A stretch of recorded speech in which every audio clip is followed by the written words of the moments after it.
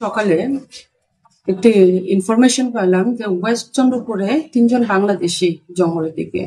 তো আমরা সেই ইনফরমেশনে আমরা থানার স্টাফ পাঠানো হয়েছে, তারপরে তারা জঙ্গল থেকে সার্চ করে পাওয়া গেছে ৩ জন বাংলাদেশি আমরা ডিটেন করা হয়েছে।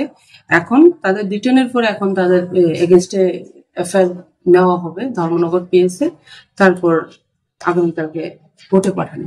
আমরা যে জানতে পারলাম যে যাদের নাম বলেছে ইসলাম উদ্দিন, তাকে কি আটক করা হবে? না তাকে এখন পাওয়া যায়নি, ওর মোবাইল সুইচ অফ। তারা কোথা থেকে আধার কার্ড বানিয়েছিল? এটা তারা বিগত 6 মাস আগে ইন্ডিয়াতে এসেছিল। এখান থেকে তারা ব্যাঙ্গালোর চলে যায়। ব্যাঙ্গালোর ওইখানে 3 মাসের মতন ছিল, ওইখানেই তারা আধার কার্ড বানায়। যাদেরকে আটক করা একজন হলো এমডি নূর আলম, তারপরে রায়হন মিয়া, তারপর মাহিউদ্দিন।